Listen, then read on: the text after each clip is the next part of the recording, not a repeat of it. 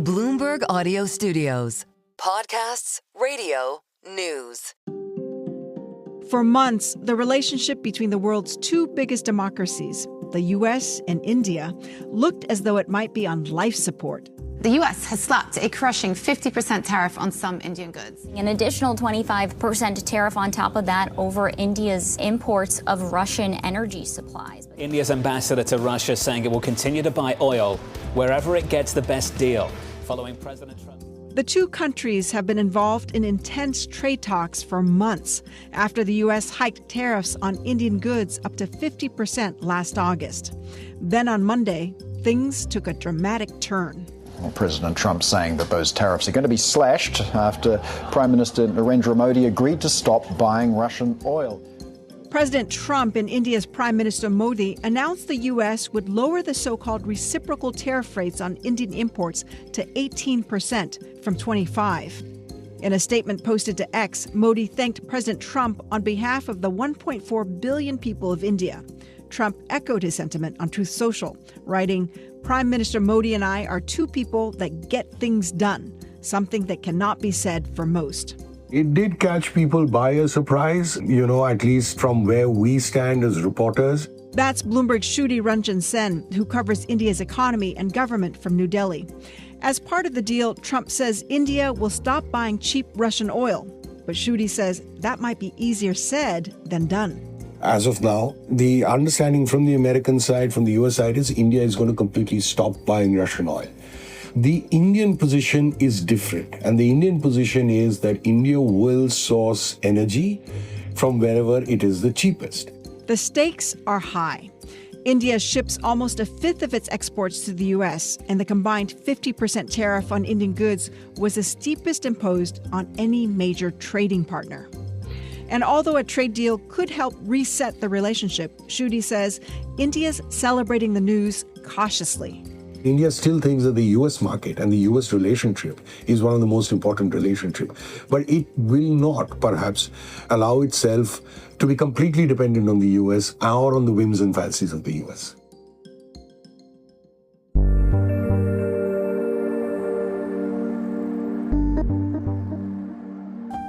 I'm Oanh Ha, and this is the Big Take Asia from Bloomberg News. Every week, we take you inside some of the world's biggest and most powerful economies and the markets, tycoons, and businesses that drive this ever-shifting region. Today on the show, the new U.S.-India trade deal. What's in the agreement, what it could mean for India's economy, and how it might shape the other key relationships that India has developed around the world.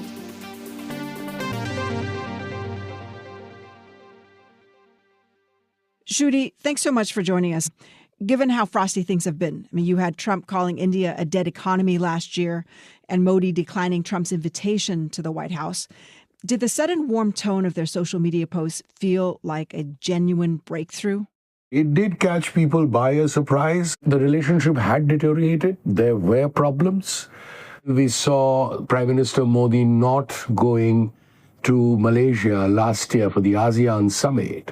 And we have reported the Prime Minister did not go because India didn't want to be there where President Trump would be. The relationship had gone to that level, that it had frayed, but it hadn't broken down. And there were always efforts to hold the relationship together and try to improve it. All those things were swirling around while there was work in the background trying to hold it up. Even before Trump rolled out his tariffs in April last year, the two leaders had been working just months earlier to deepen bilateral trade ties.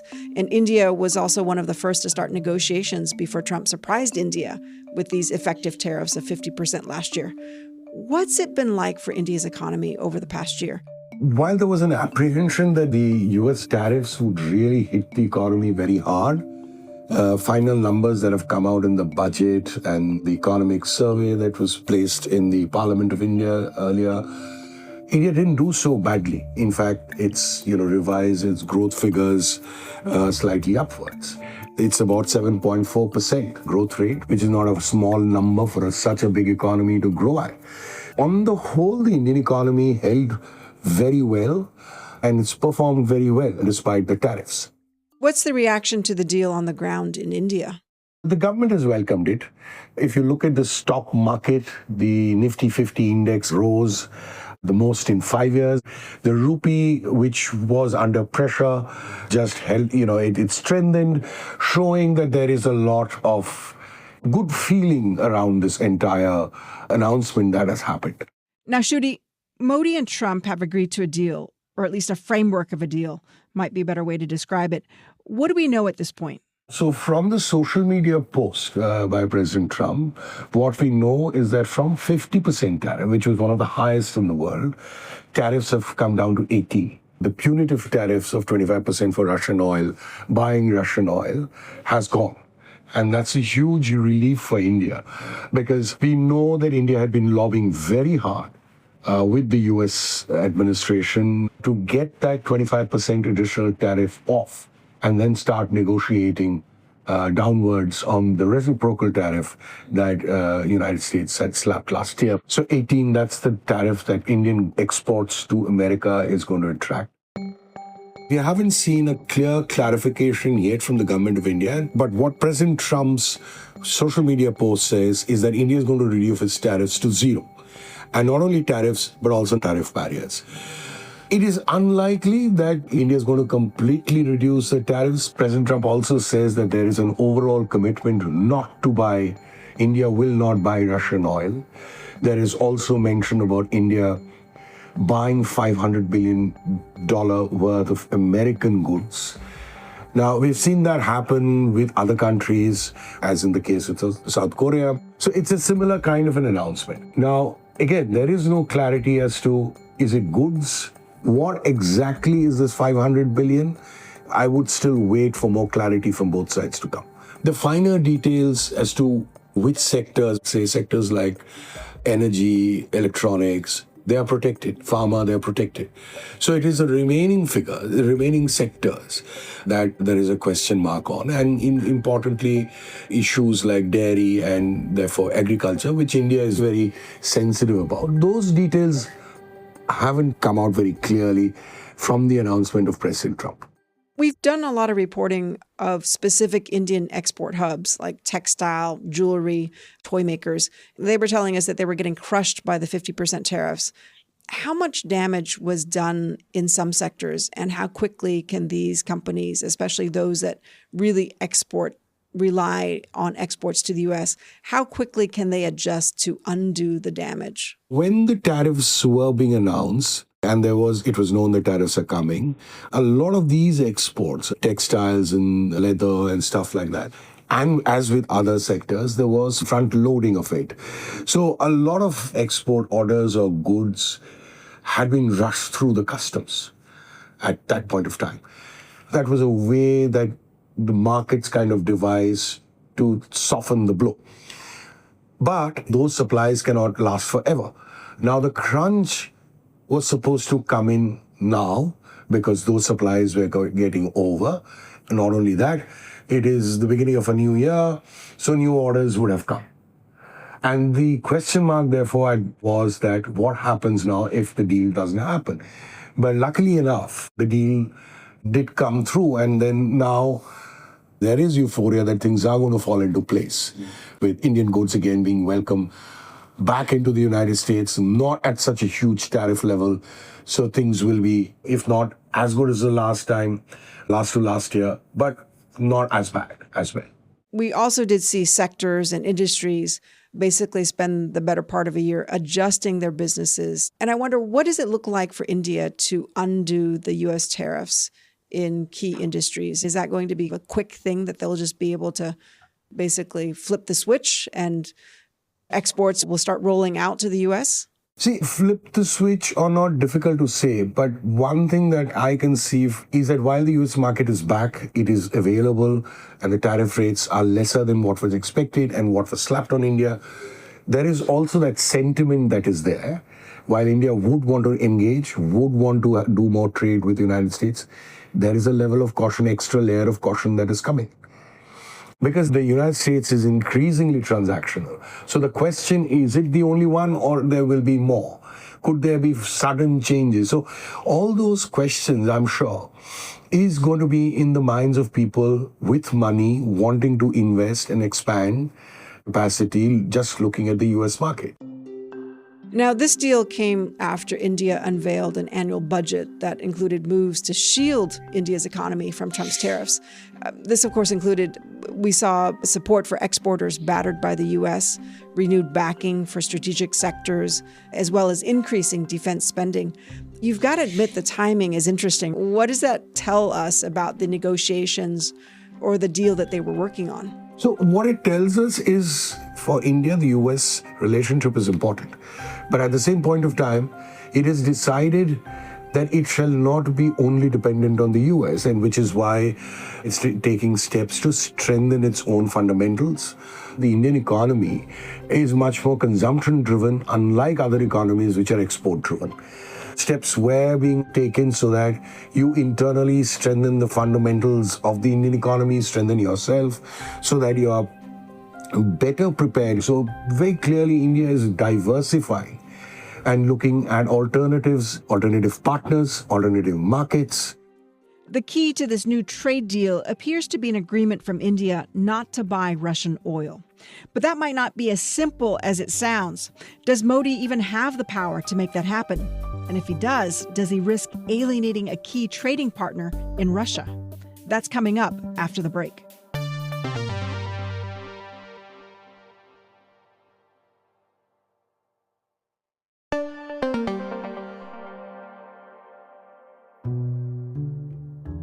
Now, in addition to the reduced tariffs on India, Trump is also removing an extra 25% duty that was put in place to punish India's purchases of Russian oil. Now, India has not traditionally been an importer of Russian crude, but it did emerge as a key buyer following the 2022 invasion of Ukraine. And obviously, Russia offered it attractive prices there. What pledges have actually been made on this, as far as you can tell? So, going back to the social media post, and that's the only thing that we have as of now, the understanding from the American side, from the US side, is India is going to completely stop buying Russian oil. However, the Indian position is different. And the Indian position is that India will source energy from wherever it is the cheapest. And India's argument has been that it is for private companies which do the buying of oil and energy to decide which is the best source. B, India is not buying sanctioned commodity in the sense that oil is not being sanctioned. So while we've seen the announcement from the US saying that India will not buy Russian oil, India's position has not changed. Official position still remains that it will buy oil, and then again, it's up to individual companies that buy energy. Because for India to enforce it, you're saying it would have to somehow sanction companies or would have somehow have some kind of enforcement mechanism to stop private companies from buying Russian oil. Is not India the state that is buying this oil? India as a state doesn't buy any oil. It is only oil companies. Some of it, of course, are state-owned. But the biggest refiner, so to say, Reliance, is not state-owned. And we've seen statements, official statements from India saying that it's impossible for a government to tell a private company where to source its raw materials from. They are in a market economy. They're free to buy from where they find it the cheapest, as long as those are not under sanctions. And then again, India doesn't accept or follow unilateral sanctions. The only sanctions that India officially endorses is the sanctions by the United Nations. And Russian oil, by the way, is not yet sanctioned by the United Nations. So it sounds like there may be potentially wiggle room there for India. There could be wiggle room, but I would go back to the fact that because companies find the European market, the American market, and the other markets much more lucrative, why would they risk that for a little bit of a cheaper oil, which may land them in bigger trouble? That perhaps is a bigger deterrent than just a policy announcement or a fiat from the government. Now, Trump mentioned in his social media post on the deal that India will buy oil from the U.S. and potentially Venezuela too. How does this make sense for India in terms of its oil needs, whether Venezuela can fill that gap at the right price? So the Venezuelan oil, when President Trump has made a lot of it, the sense we've been given from the government is that Venezuelan oil and the oil industry cannot come back online by a flip of a switch. It's going to take time. It's going to take investments for it to start producing as much as India needs. Of course, there is this entire issue of distance that is there because the travels of larger distance than the current sources of energy for India. It's going to be a gradual process, and it will depend on the market forces, the market dynamics of it all. The last time you were on the show, we spoke at length about India's long and warm relationship with Russia that includes a strategic and trade partnership. Could this new deal spark friction between Modi and Putin? It is very unlikely that there will be a friction between Russia and India because, A, the relationship is a very mature relationship. It's been nurtured and there is a lot of good feeling around the relationship. So the relationship is very strong. And also what India and Russia have done is they have broadened out the relationship. Earlier, it was a defense buyer-purchaser relationship with some technology coming in from Russia. Then, of course, energy, after 2022, Russia's Ukraine war, energy became a major factor in the relationship. Even that is reducing.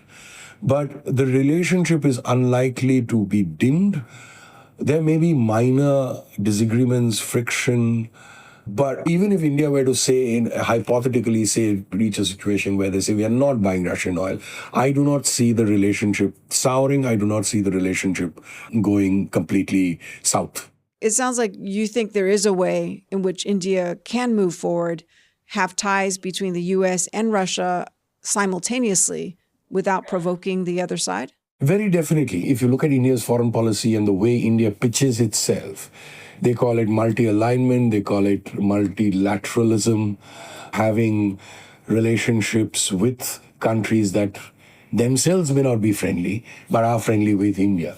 And that is also part what India says, and which is what is being talked about by other countries as well, is strategic autonomy, that a country has the ability to decide who its friends are and not be in an either-or situation.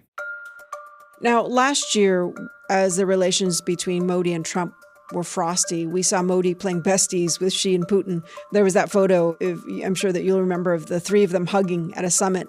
Modi's been obviously rebalancing the relationships with China and Russia. How do you think China is likely going to view this trade deal with the U.S., and what does this mean for India's relationship with China? China has been historically very cagey about India's relationship with China. If you go back into the history, the 1962 war, the India-US relationship has been a cause of concern. And from Chinese statements, we have seen the indications that why is a third party or another power coming closer to their borders? So that remains a perennial cause of concern. Having said that, China itself is negotiating with President Trump and the United States for better trading relation. So it should not. As a mature power, China should not have an issue if India were to have a good trade deal with the United States. On the broad level view, I mean, it does look like Modi is backing down after all and acquiescing to the U.S.'s demands. How does this make Modi look at home and on the world stage? Is there a way that he can spin this to make it look like a win for him too? The government is spinning it as a win. We have seen the trade minister yesterday saying that Prime Minister has protected the key sectors. He has not allowed agriculture, dairy, which employs a large number of people in India and is very sensitive, to open it up to the United States despite pressure. That's been the pitch that the government has taken. Government is also pitching the trade deal as a major breakthrough for economic growth. There are questions being raised by the opposition. Does it mean that actually India is reducing all its tariffs and non-tariff barriers for goods from the United States? If the economy does well, then I guess all sins are forgiven. Last question, Sudhi. What's the next thing you're looking out for? The big thing I'm looking out for is when does President Trump and Prime Minister Modi meet? And when is this deal going to be signed? By all accounts, I think it is going to be a huge bilateral geopolitical event which India and both the United States are going to play out and try to take maximum leverage and benefit of this trade deal. So I'm looking out for when the two leaders agree to meet and the deal is signed, and then therefore what other doors are there open and what kind of cooperation then starts.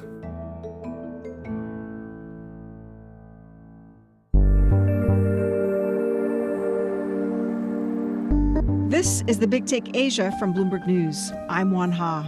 To get more from The Big Take and unlimited access to all of Bloomberg.com, subscribe today at Bloomberg.com/podcast offer. If you like the episode, make sure to subscribe and review The Big Take Asia wherever you listen to podcasts. It really helps people find the show. Thanks for listening. See you next time.